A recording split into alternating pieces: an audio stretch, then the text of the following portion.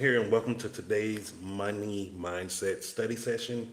And today we're going to talk about something that's stopping a lot of people from actually being able to earn money or change their life circumstances.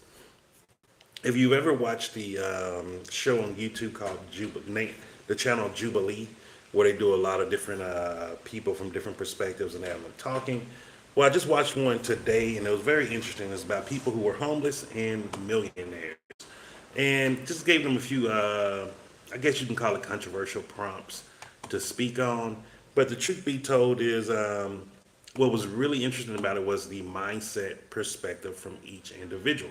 Uh, and not only were it the people who were the individuals who were homeless or unhoused, as they're calling them now, I guess, um, they had their different perspectives, but one of them actually had a really good outlook on life. I really think that young man is going to become very successful. And then there was even one rich guy who was a millionaire. His mindset was pretty interesting on some things. You can see he feels, in a way, money is kind of guilty. Um, and so that was interesting to see. But I wanted to talk about it today because one of the guys on, well, two of the guys on there, one was an addict. I'm going to give him grace because he's clean, he's not sober. If you've been around addiction, you know there is a big difference between someone who is clean and someone who is sober. Um, so I'm not going to be too tough on that person because I do feel like he's still battling his own demons. And then the other guy who was seemed like he was a fairly young black male, maybe at the oldest, maybe about 32. Um, and he had a very horrible outlook on life. He had a very victimhood like look on life. And mind you, they were living in California, which is one of the most, it's the same, defecating on the streets and all of those things, defecating on the streets and all of those things. And so it was just interesting, and all of these people lived in LA. And the black guy, I think he at the most maybe 32, 33. Everything was a problem because of race, systematic racism, everything. We're still talking about everything. It's about money mindset study session. So we're talking, everything is around money mindset. Um, and so this one is about victimhood, like why victimhood is one of the things that is stopping people from getting to where they want to go. We can have all the excuses in the world. We can have all the justifications of why things are horrible for us, and we have a harder start in life than the average person. But at the end of the day, no one cares. Nobody cares. People want to see people succeed. People do not care about people waddling in victimhood or waddling in excuses of this is why I can't be successful. No one cares. It doesn't matter what your race, your ethnicity, what your gender, what country you're from. Nobody cares. And I don't know why we're not taught this in school. And this is why school is a big um, hindrance to most of us from actually growing. Because school actually wants us to sit and waddle in this victimhood. Now, at the same time, while I'm doing this, I'm actually putting together a children's book that I'm working on. Did not work as well as I wanted it to. But you know what? The beautiful thing is, things do not have to be perfect. It's just about being able to improve on it and make it better. And so the young black guy, he had all the excuses of, he grew up, his father was born before the Civil Rights Act. I don't really know how that is possible, unless his dad was real old or something, and his grandparents or great grandparents were sharecroppers. Now that's something that I share. My great grandparents were sharecroppers or slaves. Whatever word you want to use to make it sound good, it's still the same thing at the end of the day. But circumstances and our conditions are completely different. We may have grew up from the same type of seed, but it doesn't mean everyone has to come out the same way. And this is why it's very important to understand you reap what you sow.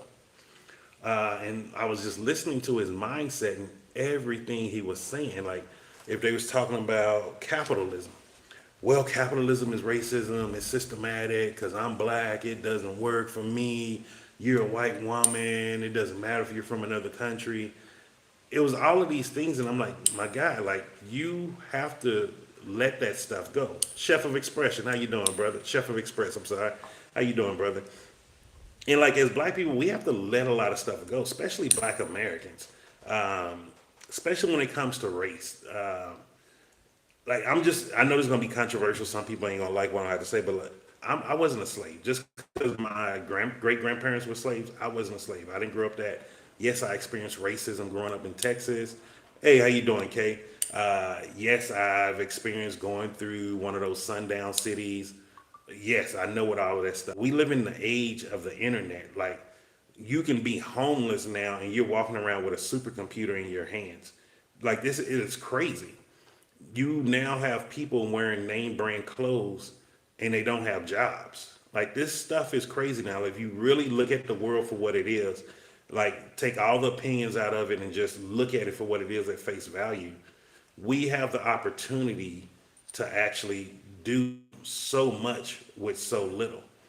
The only problem is, and there's two problems really. One is we're caught on consumerism because school does not teach us how to get rich. School does not teach us how to manage money. School doesn't teach us anything when it comes to money. Even the basic mathematics and things that they teach us is not designed around money. Because if so, they will be focused more on teaching us the compounding effect, not about actual one plus two, two times three. None of that stuff matters. And let's be real, how many of us are using any form of higher mathematics that's not a mathematician? Um, Hey, how's it going off to? Like for me, buying or purchasing a lot of liabilities, your money is compounding negatively. If you're buying or purchasing a lot of assets, your money is compounding positively. If you're putting money in a high interest savings, like or some type of high interest yielding account, your money is compounding positively. Um, if you're, I don't know if the U.S. still has this issue, but I remember at one point when I was just testing out to see how bad the actual savings rate was. I had put like 20, I think I put $25,000 in my savings account at that time. And in 1 month, I earned like two fucking dollars. Like $2. And I was like, this don't make sense. Like out of that 25,000, that gave the bank almost $250,000 that it was able to loan. If you understand how banks leverage money, and I'm like, you only gave me interest of like $2. It wasn't worth my money. I moved the money out of there, and that's when I first started getting deep into crypto mining. That's how I was back in 2020. I was making a whole lot of money mining, investing in crypto mining, just investing in mining farms. Now I do it on my own. I'm starting out, and that's what this little machine is here, if you can see it. Yeah, those are what they call lotto miners. But I'm actually about to start getting some of the bigger miners and start doing that myself because I know that it makes money, and this time it's going to be very much lower risk, so I don't have to worry about things hacked or government involvement and stuff of that nature. But that was a learning experience. I could be in a victim mindset, like, oh, this is wrong, this is that. You got to let that stuff go. If you was on yesterday's and you went through visioneering with me, everything is working in your favor. Like you, at the end of the day, you have to visioneer what you want. You have to control your mind. You have to create the brain cells. I was listening to Napoleon Hill today, and he was talking about neuroplasticity. And he was explaining how with neuroplasticity, the brain is able to rewire, you can make new electrical signals and things of that nature. But one of the things he didn't talk about was neuroelasticity. And I don't know if maybe the science just didn't exist when he was alive, but now the science exists. Once you stretch these and things around you, you can never unsee those things. You will always see those, no matter where you go in this world. But one of the things that I really loved that Napoleon Hill said, and I do highly recommend if you never listen to him, just listen to some of his short clips on YouTube. Like YouTube is just an abundance of wealth building knowledge. But the sad part is most people rather watch a lot of stupid shows instead of take a little bit of time out of their day and watch some and listen to some of these wealth building knowledge stuff out there, and it's all free. And one of the things he was talking about is like one of the beautiful things about if you do something for 3 days, you're focusing so much that now you start to see it more and more and more. What he's talking about is you're creating new brain cells. The more new brain cells you create around the concept that you want, which I would say financial independence or financial freedom, then you're going to start seeing the multiplication effect. And what that means is, or the compounding effect. Each cell is going to start multiplying or dividing. You're going to be creating more every single day. And then once you create that magic number, you now have created a level of awareness that you cannot go back from. The problem is most of us do not spend enough time. We're not consistent enough when it comes to studying finances, studying how to make money, studying how to get out of debt. We want an instant gratification. And because when we want this instant gratification, we quit before we actually can succeed. Just think about it. Like, let's say, I just give you myself, for example. And I'm just started 18 years old. From 18 till I was 20, 18 to 29, I believe. From 18 to 29, I did not have a good grasp on finances. Um, I was earning money. I knew how to earn money. I never had a problem with earning money, but I did not have a good grasp on finances. I didn't understand how to save. I didn't know how to budget well, all of these different things. And so when I started learning those things, it didn't change for me overnight. Like, I didn't just catch it right away. It was sounded foreign to me. I remember when I first read Think and Grow Rich, I was so confused because I didn't understand the language that he was saying. I was frustrated. I was like, shit, he's talking, this is some old English. I don't know what he's talking about. I don't even understand what these words mean. He clearly don't know my situation. I was in victimhood. But what I did that most people wouldn't do is I kept reading. I kept reading it over and over again. I kept listening to the audiobook book over and over again. No, we're not doing co-host, guys. Stop bothering that. And so, because of that, it started increasing my awareness. After a few months, I started creating enough brain cells that were multiplying and compounding every single day. I started to increase my awareness around what he was saying. Not only did it increase my awareness around the things he was talking about, I started to understand at a deeper level what he was saying. The language started to make sense to me. It was no longer foreign. It didn't sound like some type of old English. I remember at the time I had went to CC and I told her, I was like, yo, you know he's using the same words we using, and I didn't understand this the first time. Like, that is how funny it is. Even now, like when I be watching people that come on, come off, come on, come off, what they're doing is they're just showing that they don't understand what I'm saying right now. It doesn't mean they don't want to hear the message or things like that. It's not sticking in. They need to listen longer. They need to go more days. Maybe, instead of hopping on for 5 minutes, hop on for 10 minutes. But for the people who do hop on and they stay on for a long time, I notice they understand exactly what I'm saying because their level of awareness is to the level of what I'm speaking on. And that's why some people, things make sense, and then other people can just be like, oh, let's just hop up and play a game on here. Let's do something stupid. Like, that is what it is. And I try not to get too upset anymore, but sometimes you do get annoyed when you're trying to share information like this and people want to be distractive. And misery loves company. That's just one of those things. Like, more people rather see people not get good information and change their life than actually be supportive of people changing their life. And that young guy on Jubilee was one of those because compared to the other black guy who was homeless also, he had such a great outlook on life. And the funny thing that I was resonating with, I'm like, dude, y'all are homeless and they set you literally right across millionaires, multimillionaires. These are people that could probably change your life over day. Like, I always look at this as an opportunity. If you oppress one of these people, who knows what doors they can open up for you, who they can introduce you to. Like, quit making things looking at things from a victim standpoint. And it was sad because I feel like the one guy, he really missed out on a lot of opportunities. There was an Asian guy there who was telling him like, hey man, I'm brown skinned like you. I may not be black, but I'm brown skinned. I'm the closest to black here on this side. Hey, how you doing, Purely? How you been doing?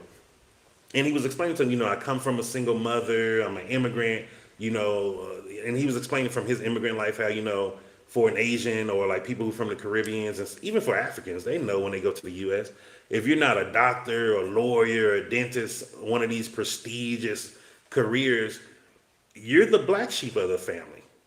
And the guy just shut him up and like, oh, don't you tell me, how dare you compare yourself to my plight as a black African American man?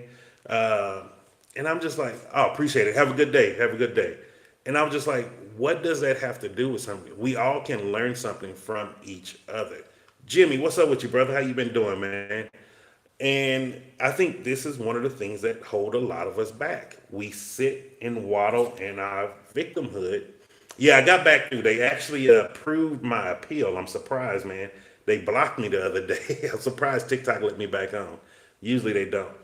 And so, like, sometimes when we're in our victimhood, whether it's justified or not, you're you're making yourself unattractive to people who may be put in your life that could help you. And I really think that young guy, that's one of the things he was doing.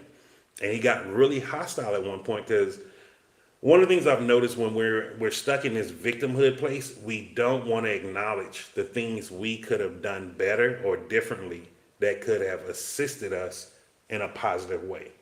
And one of the things he was saying, I'm a single father, I take care of my kid. And one of the millionaires asked him, like, but could you have not had a child? Like, could you have done something different to where you have not had this burden on a child in your life right now? Because clearly, if you're homeless, you probably shouldn't be having kids. Let's just be honest here. Let's keep it a buck. Um, and that's one of the reasons why I didn't have children. I haven't had children because I'm like, I wanted to make sure I'm at a certain level of financial responsibility. I don't want to be bringing a child into the world and I can't take care of him or her or provide for their needs. Like, I don't want to be a deadbeat. And it went over the guy's heads because he got more and more angry about it. And I was just like, man, you just missed a very good learning point here. If you maybe have not had your child at this state of life, could you then be working 2 or 3 jobs to get ahead? And then he was like, well, I work full time and I have time to donate and give. And I'm like, in my head, red flags went off. I'm like, if you're not in a good place and you're homeless, you do not need to be giving your time and helping other people. How can you help them when you can't help yourself? And this is one of the things where we need to learn to be selfish. There's very few parts of life where we need to be selfless. If you're in the military, if you're a police officer, fire officer, first responder of some sort, and politicians supposed to be selfless, even though they're not. They're the biggest selfish people in the world. But any other thing you do in the world, you need to be selfish. Your home needs to be taken care of. Your family needs to be taken care of first. There's nothing you can do to help someone else if you're not in a good place. Like, and I know that sounds horrible, but let's be real here. If you're struggling to provide food on the table for you and your kids, how can you go out here and genuinely going to help mentor someone else? What are you going to teach them? How to not be able to provide food consistently on the table? Like, what are you going to teach them? We have to start asking these questions. This is why I'm against, once I have kids, to put them in school. If you talk to most teachers or most teachers, and I have families that are teachers, they're not in a good financial place. So it's like, what can they teach the next generation? And you may be like, oh, Jason, that's not right. That's not fair. I remember what it felt like to be broke. I remember what it felt like to have payday loans. I remember what it felt like to have car title loans. I remember what it felt like to be punting stuff. I remember what it felt like to barely have enough money to get gas to put in my car. I remember what it felt like to just be eating ramen noodles because I was broke. I mismanaged my money, going out clubbing, drinking, doing stupid stuff. I remember what it felt like. And nowhere in that feeling did it feel like I could inspire other people to do better. And so neither can them. And so this is why I really encourage you, like, what are the things that you need to sacrifice in your life? You have to sacrifice something. You cannot get what you want without sacrifice. If you want to be a lawyer or a doctor, you have to sacrifice not only money, but you have to sacrifice years of your life in studying just for that thing.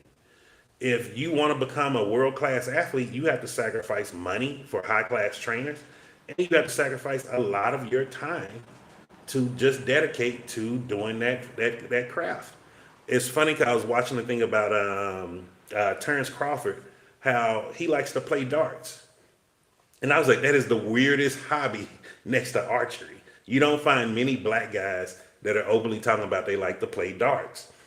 And it made sense as I kept listening to him. I'm like, this man dedicated his life to the sport of boxing. He didn't have the time to go to the clubs. He didn't have the time to be just chasing after women carelessly. He didn't have the time to be hanging out with his homies. So he was like, one of his real good friends used to get tired of Terrence beating him in darts, that he started learning darts, and they went and joined a dart league, which I didn't know exists. But look at how he attracted and he just surrounded himself around people who were like minded. If that friend was probably into drinking, clubbing, doing all of these other things, wanting to spend his money, hey, I'm with the champ, they probably wouldn't be friends to this day. So like he sacrificed, I'm sure, a lot of people in his life. Even for me to be able to live overseas, I sacrificed talking to my family, seeing my family. The truth is, I'll probably never see a lot of my nieces and nephews and cousins ever again in my life. Like that's a reality. Like a lot of people don't realize that is a reality. Me living overseas, doing this for over 10 years now, I'm not seeing most of my family, including my mother and my brothers. Let's see what Jimmy said. Jimmy said, "I'm not going to lie. I've had ridiculously good aim with knives and darts all my life. You know, I have a fear of throwing axes. I used to like throwing axes until I saw a movie where somebody threw one and hit them in the chest, and it put a fear in my head. It put it put a block in my brain, and so I do not mess with any of those anymore. I do like throwing stars though. I do still like those. But after hearing Terrence talk about it, it was like, man, maybe I need to get a dartboard, just start throwing, because I liked how he talked about how it takes a lot of focus. That's one of the reasons I like archery. Archery, you have to breathe, you focus, your whole body becomes one. It helps you visualize. You have to visualize going. Same as shooting with weapons and stuff. And so I've been really thinking about it now, maybe even getting into darts after seeing that. But like back to what I was saying, like what are you willing to sacrifice to get where you want? You have to sacrifice something. Like you can't get something from nothing in this world. And I think this is one of the biggest things that a lot of us are not understanding. If let's say like if you want someone who want to lose weight, you have to sacrifice eating the food you love. You have to actually change your taste buds to foods you may not even like. You have to sacrifice something. If you're not willing to sacrifice nothing, you're not willing to gain anything. If you want to be in a relationship, you have to sacrifice the things you enjoy being single. Uh, with being a single person, it does not work. The things you like to do as a single person probably are not all good as being in a relationship. You probably can't go out to the club every weekend or every night. If you have children, you have to sacrifice certain things. Everything is about sacrifice. And so, like, I think to understand how to overcome victimhood, you must start to understand what are you willing to sacrifice. Because once you're willing to sacrifice, you realize the things you're willing to sacrifice, you know exactly what it's going to take to get to your goal. And then you just keep going, keep going, keep going. Like I usually tell people, and the way I coach it is on very simple things. If you're going to already be on the internet instead of doing something outside of what you normally do, let's say if you're a person who scrolls TikTok or YouTube, just sacrifice just a few minutes every day of watching nonsense and watch something that's going to fulfill you. Do you know how many people are teaching you how to use AI on there? How many people are teaching you ways to sell, improve your selling? People who are teaching you different remote jobs, people who are teaching you different online businesses you can do. Like right now, today, what I've been doing today, I finished up my visioneering workbook. It's just, then this is going to be the free copy in case anybody wants it. You can get it also. And also, I've been working on Corto's Money Tree. It's a children's financial literacy book. And this one is designed for Liberia. I have it in English and Kolo, which is the language there for Liberia. And I've been working on that. And guess what? It's not perfect.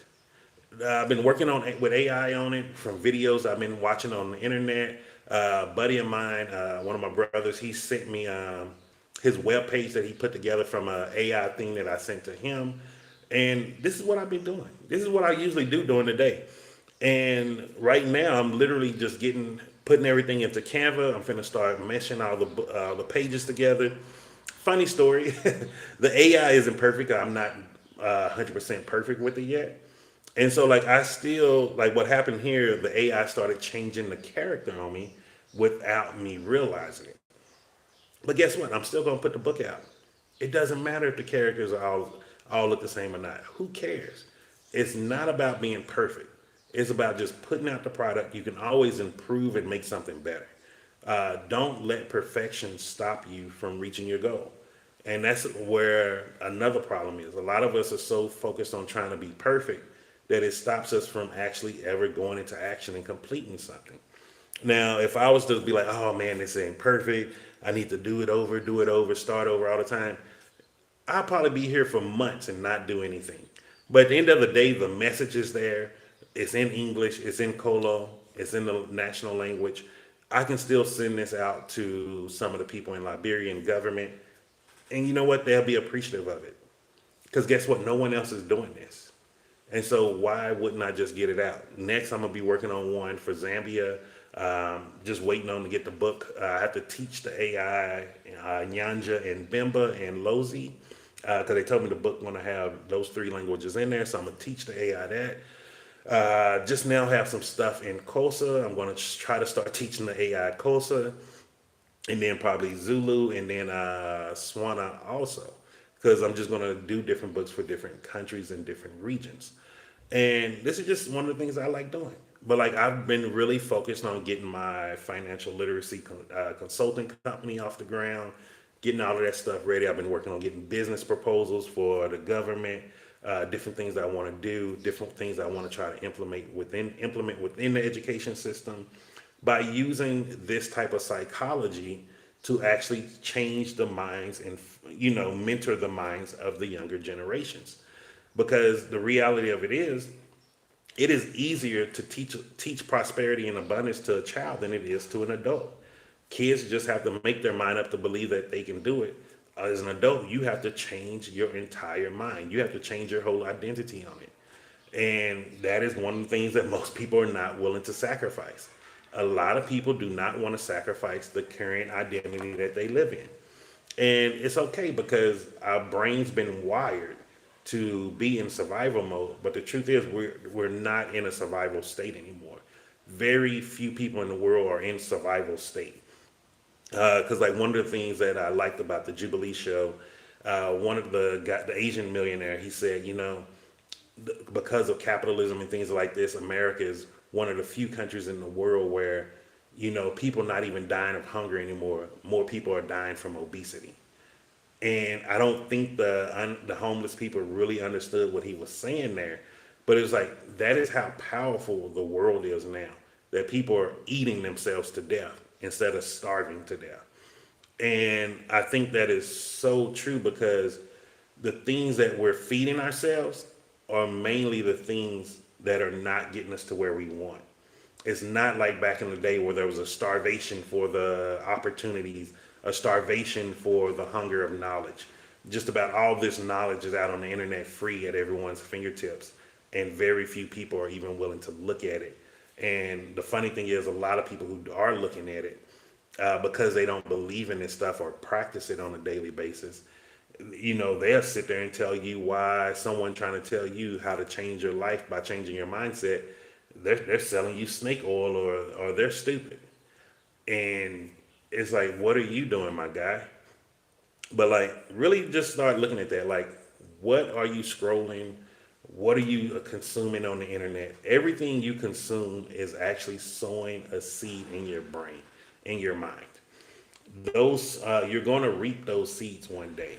So if you're just watching a bunch of mindless nonsense, yeah, they may make you laugh for right now, but are you still going to be laughing 10 or 15 years from now when your life don't change? One of the things that I do, one of my schedules is, like I said, I wake up in the morning, I start my day off with my morning prayer. My morning prayer is listening to Dr. Miles Monroe. him reading Jeremiah 29, but he's talking it through and explaining things. Then from there, I go to Rampage of Gratitude with Abraham Hicks or Bob Proctor, where I just do a little meditation while I'm listening to that. Then after that, I do stoic quotes of how I'm powerful, I'm a winner, money flows to me effortlessly. And then I go into listening to some Napoleon Hill or some Neville Goddard, just different thought leaders on things like that. That is how the seeds that I sow early morning when I first wake up.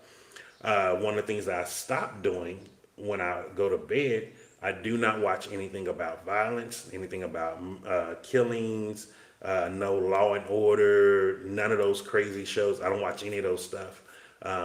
Even if it's a movie and I start seeing it's getting a little too violent, I'll turn it off and turn it on something else. And I would recommend starting some type of routine, waking up and going to sleep just to prime yourself. You don't have to do this stuff all day. It's literally just do more of something that's going to benefit you than less of something that's not.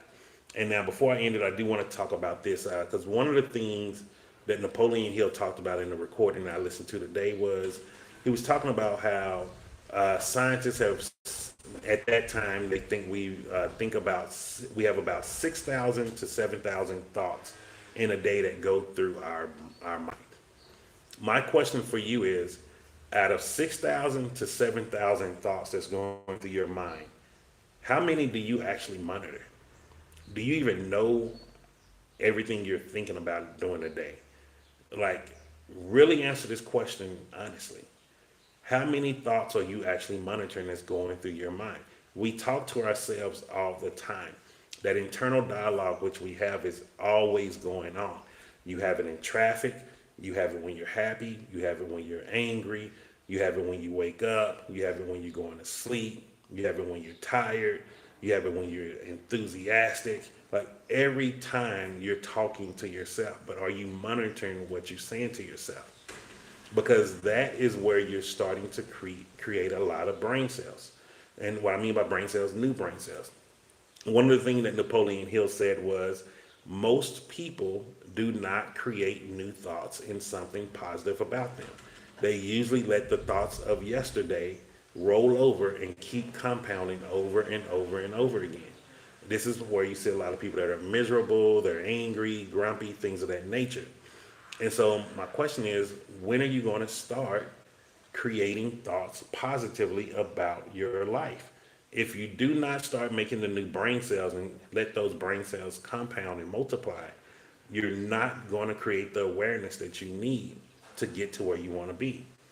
If you go talk to any doctor that is a licensed practicing doctor today, not these fake doctors, the real, a licensed practicing doctor, and if you ask them, when did you really start thinking about becoming a doctor?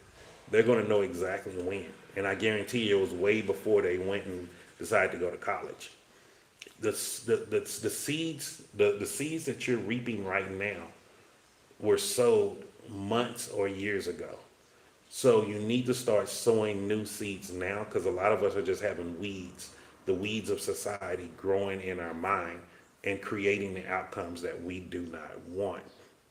And another thing that Napoleon Hill said was, if you let society think the thoughts for you, it's never going to think on your behalf or on your behavior. Hey, doing great, doing great. How you doing, Lucian? Yeah, doing great. I'm back on here now. TikTok let me back on. I'm just not on a set schedule yet. Sometimes I do it in the morning, sometimes I do it in the afternoon. But I think our load shedding schedule now is at night when we have power. So I'm thinking of just moving a lot of my live videos to at night, or I might just wait till like 10 p.m. to do it. The load shedding schedule here is so out of whack. Like you would think a schedule would be easy, but like I said, it goes back to the brain cells. Clearly, Zesco is not working as a collaborative on creating brain cells to provide consistent electricity to people at a consistent time. And that's just one of the things. It is what it is. But yeah, I definitely recommend start looking into some of the things. What are you willing to sacrifice? What are you willing to sacrifice to get what you want? If you don't know the exact goal that you want, then focus on your goal. But if you know the goal that you want right now, What's your impression about it was Lusaka? My impression of Lusaka being Lusaka is actually a really good city. Zambia is a good country. There's a lot of opportunity here. There's a lot of money to be made here. A lot of business growth to be made here. Um, I don't think people see Lusaka the way I see it. Um, I actually like Lusaka. I like that it's a boring country. What I mean by boring, it's not much nightlife, not much things to do outside. It's perfect for me. So like I'm usually in my house, whether it's electricity or not. I'm focused on working, uh, getting everything up and running. So for me, it's the place that I prefer to be personally. I don't need too much outside distractions. Cause like even now it's just quiet. I have the doors open, so air coming through. And even today, I just had the power stations on all morning, so I have internet and I've just been getting work done. So like for me, getting my financial literacy consulting company off the ground, Lusaka is the best place. There's a lot of things here. There's a lot of problems here that need to be solved, and problems are only usually solved by entrepreneurs. And so for me, coming here, retiring, and I'm able to open up businesses and consultants, um, I will actually. That's all I focus on here. Every single day, I'm just focused on something different with business, but around finances right now. I was there last year. Went to South Lungwa National Park. I haven't been there yet. I still need to go there, and I still have to go to the Lower Zambezi. I might do Lower Zambezi next year, maybe. The only problem with Lusaka, as far as moving around, everything's far, man. This is a huge country. I don't think people realize how big this country is. It is really, really huge. Um, and transportation costs, as far like if I wanted to fly, flying is expensive here. Like I even have a business proposal for Zambian Airways to get them a 20% increase revenue quarterly. Ran the numbers, projected some things if they do it. So like that's all I've been looking at here, man. Like what are ways to actually help provide or improve the country better? And it's just coming from an outside perspective. That's it. But yeah, so next thing is if you want the visioneering workbook, very simple workbook. I have a place for you to do your notes with goals and things of that nature. And I do have a little, it's the title page does share with you exactly how to get the best benefits out of the visioneering book. This is still one of the things that I do every single day. It's a digital download, so it's free. I'm not charging anybody for it. It's not my complete in detail workbook. So if you want that, you just let me know. If you're here on TikTok, just shoot me a message and say, hey, I want the Visioneering Workbook. If you're on YouTube, just put Visioneering Workbook on the bottom with your email, and I'll email it to you. But those are things I'm giving away for free. And I'm just gonna do the last little touch-ups on this financial literacy book. Then I'm gonna shoot that out to my buddy that's in Liberia, so he can show some of the ministers out there if they're interested in it. Then probably next year I'll be flying out to Liberia and see what I could do on the ground there, and working with their education department to help increase literacy, but financial literacy also. So like that's the main goals that I have here. Like I'm not in Africa just to have fun. Like I know a lot of people are like, man, are you having fun out there? No, I'm not. I'm here to make money. I'm here to get rich, but also provide value. If there's any questions, let me know. That's pretty much it for today, for today's money mindset study session. I am going to start doing. I'm waiting on another cable to get here. You know, when you're doing all of your getting all your electronics back, you forget what all you need. So my 4K capture card has came, but now I need a HDMI to Type C cable to hook it up straight to my Android phones. So now I'm just waiting on that to get here from China. Once I get that, I'm going to be doing some reaction videos to some of these videos I'm talking about. 'Cause I want to start breaking down personalities, identities, and just helping you see the mindset. Because I think as you start seeing the mindset in others, you'll start recognizing more with your mindset. And it's just a different way to help create awareness around it. And also, we'll be doing some of the live studies with some of our Proctor stuff, some of Earl Nightingale, Napoleon Hill, Thomas Troward, which is a very difficult subject matter. His stuff even to this day challenges me, but I think it'll be a good challenge for you too to see that, yo, Jason's learning this stuff. Like it's not that I'm full of all the answers. Um, After that, let me see anything else. I think that is it. If you're here in Zambia, just be looking for it soon. Eventually, I will be having the financial literacy company, consultation company up and running. I'm going to first probably start out with government facilities and things like that, working with teachers and stuff, helping some of those people to be able to start getting into the proper vibration and mindset around, it's not about needing to create more money. People have to start learning how to manage the money that they have. You're never going to be able to out earn where you are. Honestly, I don't listen to a lot of people, Jason, and I appreciate that. Oh, appreciate that, Jimmy. Appreciate that, brother. It's about the stuff I learned, man. Like, I'm not, a lot of people believe in this fake it till you make it. I don't believe in that. I don't believe in faking it till you make it. Like I tell people, I'm not rich. I'm not a multimillionaire yet. You're just now going to be seeing me go through that journey. However, I did at one point, I was making a lot of money through crypto using uh, um, investing in Bitcoin and blockchain mining. I was making a lot of money at that time when that was still up and running. And also at that time, before CC passed, we were making a lot of money in our private marketing businesses also. A lot of those things, the biggest problem was a lot of those things were in her name. So, hey, I had to close them down. I wasn't legally allowed to keep those business operating.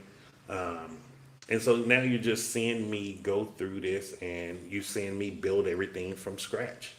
Because a lot of people don't get to see the stuff I do in the background. Like how I've been spending about 5 hours today working online, lining everything up, getting my watermarks together, building my logos. Like I'm doing everything from scratch again. Like it sucks, but it's fun at the same time. And I believe like now, um, it's not about influence marketing. It's about honest marketing. People need to truly understand there are better ways to do things. And 99% of the stuff we learned in school is not the right way. Um, it's just not. And I'm not knocking people who are big onto school. Even right now, I'm thinking about going to the university here to get my doctorate in psychology. Unfortunately, most people don't believe you know what you're talking about till you get that little foolish piece of paper.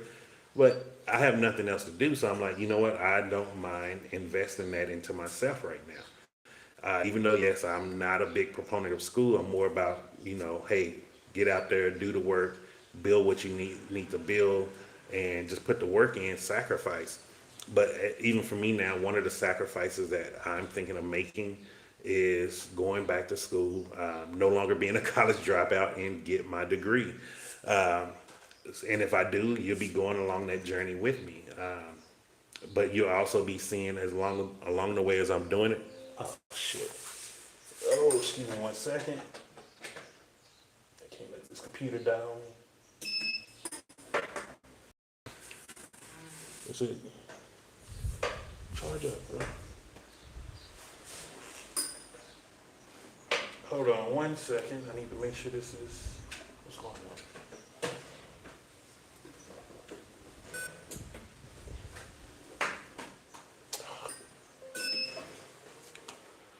Okay, there we go. I can't let that computer go off. All right, sorry about that. So yeah, so like even for me, I'm thinking of making the sacrifice of going back to the university, just getting a degree here in Zambia, and get my doctorate degree or master's or whatever in psychology. So that's something that I'm thinking about because then I can start saying more things with the paper behind me and giving just straight out. It's just easier to talk about things without having to talk in parables or talk around stuff. But I appreciate that, Jimmy. Any questions before we hop off? YouTube, I will see you tomorrow. Um, have a great day, and I appreciate you all for hopping on. I might stay on here for